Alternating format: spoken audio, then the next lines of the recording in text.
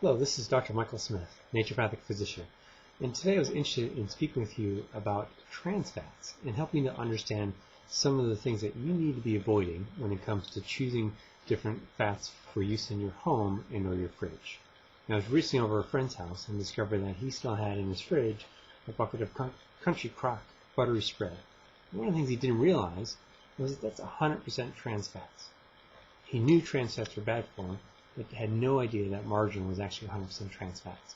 So it's really something you want to know and be able to get out of your diet completely.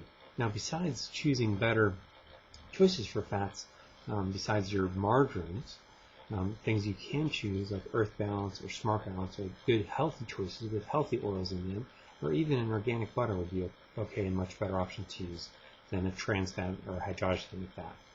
Other things you want to look for when buying packaged products, especially things like breads, pastries, crackers, cookies, desserts, things like that, is that many of those things will contain trans fats.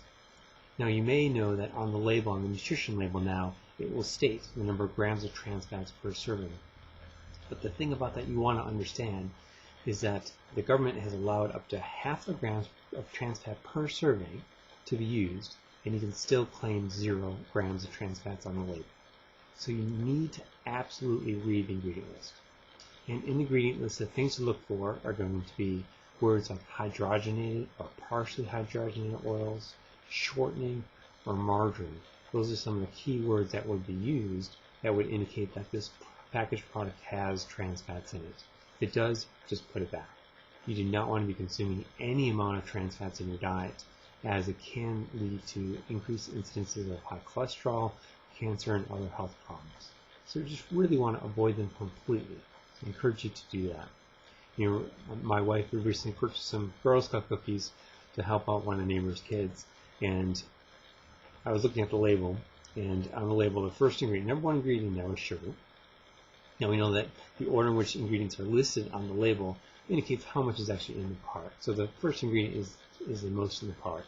The second ingredient in there is hydrogenated oils, trans fats. Number 2 ingredient in Girl Scout cookies. Now the thing with that is that on the label, when you looked at the amount of trans fats per serving, it's 0 grams of trans fat per serving, but yet it's the number 2 ingredient in these cookies. So there's an example of why it's so important to read the ingredient list to look for those trans fats. Well, hopefully you found this useful and be able to share it with some people that you care about, and stay healthy.